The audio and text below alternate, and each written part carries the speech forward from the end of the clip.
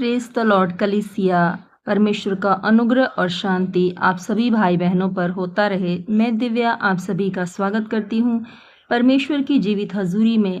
आज मैं आप सभी के लिए बाइबल का एक वचन लेकर आई हूँ जो कि सपोदेशक की किताब अध्याय 11 का वचन 4, 5 और 6 से लिया गया है। हालेलुया। तो आइए हम वचन को शुरू करें। परमेश्वर का जीवित वचन में लिखा है, जो वायु को ताकता रहेगा वे बीज बोने न पाएगा, और जो बादलों को देखता रहेगा वे लवने न पाएगा। जैसे तू वायु के चलने का मार्ग नहीं जानता और किस रीति से गर्भवती के पेट में हड्डियां बढ़ती हैं, वैसे ही तू परमेश्वर का काम नहीं जानता जो सब कुछ करता है। भोर को अपना बीज बो और सांझ को भी अपना हाथ न रोक, क्योंकि तू नहीं जानता कि कौन सफल होगा, यह या वह, या दोनों के दोनों अच्छे निकलेंगे।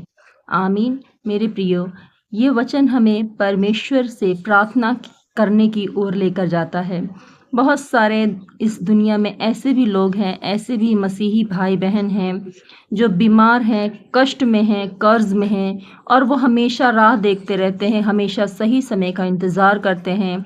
अगर किसी का घुटना काम नहीं कर रहा है तो वो ये कहेगा कि अरे मेरे तो घुटने में बहुत दर्द हो रहा है, मैं प्रार्थना नहीं कर पा रहा हूँ, और मैं जब चंगा हो जाऊंगा, जब परमेश्वर मुझे ब्लेस करेगा, मैं तब परमेश्वर से प्रार्थना करूंगा, मैं तब चर्च जा पाऊंगा। बहुत से लोग कहते हैं अरे मैं परमेश्वर के लिए दशमांश नहीं निकाल पा रहा हूं क्योंकि मेरा काम नहीं चल रहा है, मेरा काम बहुत मंदा चल रहा है। जब परमेश्वर मुझे प्रमोशन देगा, अच्छी जॉब देगा, तब मैं परमेश्वर के लिए बीजों को बोऊंगा। मेरे प्रियो, हमें परमेश्वर के साथ जुड़ने के लिए सही समय की ज़रूरत नहीं है, क्योंकि भजन संहिता की पत्री में लिखा हुआ है कि आज के दिन में ही तू अपना काम कर ले, क्योंकि कल के दिन क्या होगा तू नहीं जानता है। मेरे प्रियो, यहाँ परमेश्वर के वचन में भी लिखा है कि जो वायु को ताकता रहेगा वे बीज बोने ना पाएगा। जब आप सही समय का इंतज़ार करेंगे तो आप कभी भी परमेश्वर से जुड़ नहीं पाएंगे, और आप कभी भी अपनी हीलिंग और अपने छुटकारे को नहीं ले पाएंगे।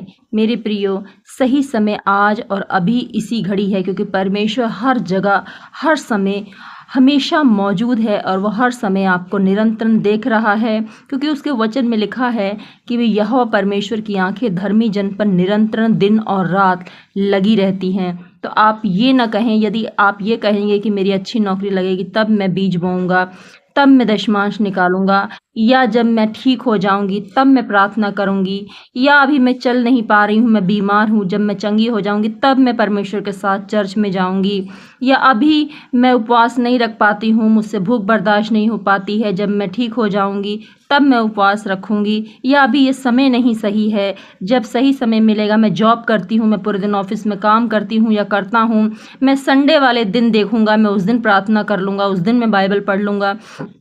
तो मेरे प्रियो, मैं आपको एक बात बताती हूँ, अगर आप हमेशा हवा को ताकते रहेंगे तो कभी भी आप बीज नहीं बो पाएंगे। ये उदाहरण हमें किसान का उदाहरण दिया गया है कि जो किसान होता है वो अपना समय आने पर अपने खेतों में बीज बोता है।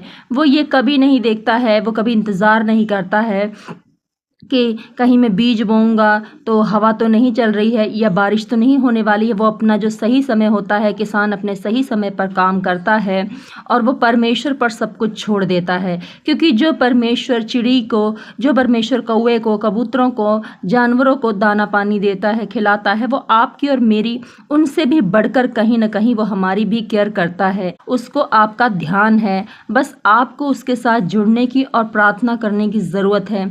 यदि आप समय का इंतज़ार करते रहेंगे तो शैतान कभी भी नहीं चाहेगा कि आप परमेश्वर से जुड़ें। वो हमेशा आपको उन्हीं चीज़ों में उलझा के रखेगा, बीमारियों में, आलस में, कर्ज में, तमाम तरह की दुनियावी चीज़ों में शैतान आपको उलझा के रखेगा, और आप हमेशा सही समय का इंतज़ार करते रहेंगे, और आप कभी भी बीज को नहीं बो पाएंगे, और कभी भी आप बादलों को देखते रहेंगे तो कभी भी आप लवने नहीं पाएंगे। जब आप बीज ही नहीं बोएंगे तो आप लवने कहाँ से पाएंगे? जब आप बीज ही नहीं बोएंगे तो आप कांटे काटेंगे कहाँ से। तो मेरे प्रियो, बादल को मत देखिए, बारिश को मत देखिए, हवा को मत देखिए। सही समय आज है। आज ही अपने बीज को बोएं, वचन के बीज को बोएं, प्रार्थना के बीज को बोएं, उपवास के बीज को बोएं, परमेश्वर के साथ संगति के बीज को बोएं, आराधना के बीज को बोएं। जब आप आज बीज को बोएंगे तो सही समय आने पर आप लवने भी पाएंगे, आप फल को भी काटेंगे। मेरे प्रियो, हम बाइबल में भी देखते हैं कि जब परमेश्वर ने मूसा को अपने कामों के लिए बुलाया, जब उसकी बुलाहट में परमेश्वर मूसा को लेकर आया, जब परमेश्वर ने मूसा को मिस्र देश में इज़राइलियों को छुड़ाने के लिए जब भेजा, तो मूसा ने कहा कि मैं तो बोल नहीं सकता हूँ। लेकिन मूसा ने वो इंतज़ार नहीं किया कि जब परमेश्वर मेरे मुंह को चंगा करेगा, जब मेरे थत्थेपन को परमेश्वर दूर करेगा, तब मैं फ़िरौन से जाकर बात करूंगा, तब मैं इज़राइलियों को छुड़ा कर लाऊंगा। ऐसा नहीं किया मूसा ने। मूसा जैसा था, मूसा थत्था था, मूसा बोलने में निपुण नहीं था, मूसा बोलने में सर्वगुण नहीं था, लेकिन इसके बावजूद भी मूसा अपनी कमियों के होते हुए मूसा ने परमेश्वर का काम किया।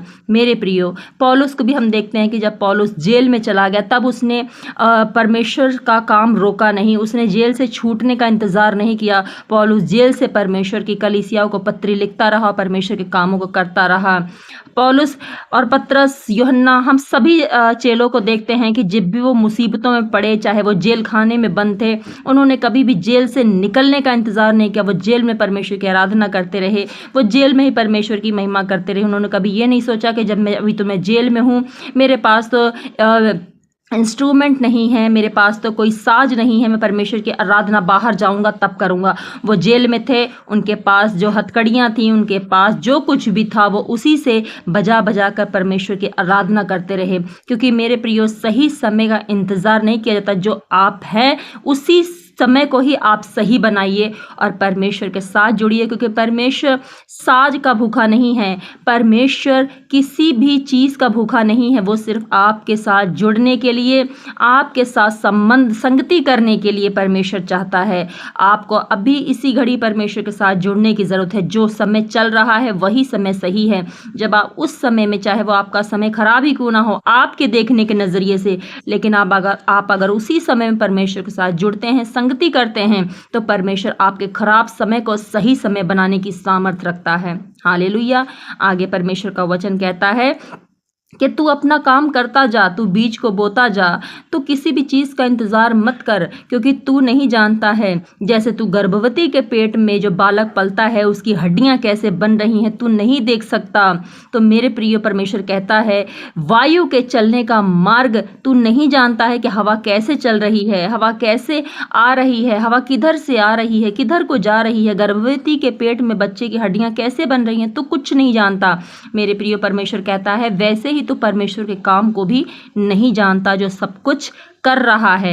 यहाँ पे लिखा है जो सब कुछ करता है, यानी जिस समय आप बेचैन हैं, आप परेशान हैं, आप बीमारियों में हैं, आपको कर्ज लग रहा है और आप सोच रहे हैं कि मैं तो प्रार्थना भी कर रहा हूँ, समय खराब चल रहा है, मैं फिर भी संगति कर रहा हूँ, उपवास कर रहा हूँ, बीमारी में होने के बावजूद भी मैं अपने घुटने को टेक रहा हूँ, लेकिन कुछ भी फर्क नहीं पड़ रहा है, मेरे तो हालात बदल ही नहीं रहे हैं।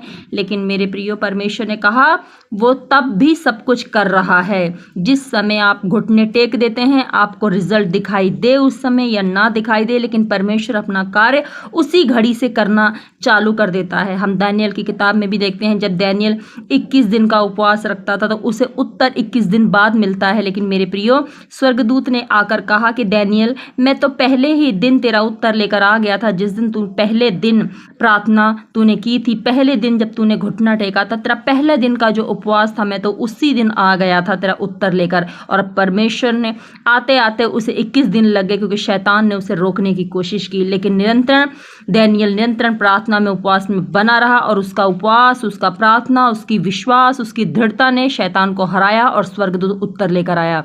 तो जब आप परिस्थितियों से डरते नहीं हैं और आप शैतान के खिलाफ जाकर अपने घुटने को टेके रहते हैं, अपनी बीमारियों को छोड़कर, अपनी कर्ज को छोड़कर, अब उन चीज़ों पर आप ध्यान नहीं लगाते हैं, अपनी परीक्षाओं पर जब आप ध्यान नहीं लगाते हैं, अपनी बीमारियों पर ध्यान नहीं लगाते हैं, अपने कलेशों पर ध्यान नहीं लगाते हैं, अपने दुखों पर ध्यान नहीं लगाते हैं, तो आप जब अड़े रहते हैं, खड़े रहते हैं, परमेश्वर से प्रार्थना में बने रहते हैं, संगति में बने रहते हैं, बातचीत के साथ परमेश्वर से जुड़े रहते हैं, बाइबल के साथ, वचन के साथ जब आप जुड़े रहते हैं कंटिन्यू, तो उस उस समय भी परमेश्वर आपके लिए काम कर रहा होता है और एक दिन आप गवाहियों के साथ परमेश्वर आपको ब्लेस करता है। हालेलुया। आगे भी परमेश्वर का वचन कहता है कि भोर को अपना बीज बो और सांझ को भी अपना हाथ न रोक, क्योंकि तू नहीं जानता कि कौन सफल होगा, यह वह है, यह होगा या वह होगा, या फिर दोनों ही अच्छे निकलेंगे। यहाँ परमेश्वर हमें संगति करने के लिए, प्रार्थना करने के लिए, अपने साथ जुड़ने के लिए कहता है कि तू सुबह को भी अपना बीज बो, तू सुबह भी उठ के प्रार्थना कर, तू शाम को भी प्रार्थना कर। तुझे नहीं पता कि कौन सी प्रार्थना का तेरा उत्तर कब और किस घड़ी आ जाएगा। मेरे प्रियो, आज के वचन से हमने यही सीखा है कि जो समय हमारा चल रहा है वही समय हमारा सही समय है। हमें किसी भी सही समय का इंतज़ार नहीं करना है। जिस हाल में हो, जिस घड़ी पर आप हो, जिस जगह पर आप हो, वहीं से आप उसी घड़ी आप परमेश्वर से जुड़ें। परमेश्वर से जुड़ने के लिए किसी सही समय का इंतज़ार ना करें। जिस घड़ी से आप परमेश्वर से जुड़ जाते हैं उसी घड़ी से परमेश्वर आपके जीवन में कार्य करना शुरू कर देता है। यदि आप सही समय का इंतज़ार करते रहेंगे तो आप कभी भी अपनी गवाहियों को, अपनी हीलिंग को, अपने छुटकारे को ले नहीं पाएंगे, क्योंकि परमेश्वर के वचन में भी यहाँ लिखा है कि जो वायु को ताकता रहेगा वह बीज बोने न पाएगा और बादलों को जो देखता रहेगा वो लवने न पाएगा। तो आपको किसी भी चीज़ पर, अपनी बीमारी पर ध्यान नहीं लगाना है कि मेरी बीमारी ठीक हो जाएगी मैं तब प्रार्थना करूंगा, या जब मेरा फाइनेंस हालत ठीक हो जाएगा मैं तब परमेश्वर के लिए बीज बोऊंगा। आपके पास जो है, जैसा है, आप परमेश्वर को समर्पित करें और परमेश्वर उसी में आपको बढ़ोतरी देगा। आमीन। तो मेरे प्रियो, आज की वीडियो अगर आपको अच्छी लगी है, परमेश्वर ने इस वचन के द्वारा आपसे बात की है, तो इस वीडियो को ज़्यादा से ज़्यादा शेयर करें, लाइक करें, कमेंट करें। और यदि आप मेरे चैनल पर नए हैं, पहली बार आए हैं, तो मेरे चैनल को ज़रूर से सब्सक्राइब करें, बेल आइकन को प्रेस करें, ताकि मेरी आने वाली वीडियो का नोटिफिकेशन सबसे पहले आपके पास पहुँचे। मैं आए दिन ऐसी ही वीडियो, ऐसे ही वचन परमेश्वर के सामर्थ्य से भरकर आप सभी के लिए लेकर आती रहती हूँ। तो मिलती हूँ अगली वीडियो में, तब तक के लिए आप सभी को मेरा जय मसीह की। प्रभु आपको आशीष दे। God bless you all.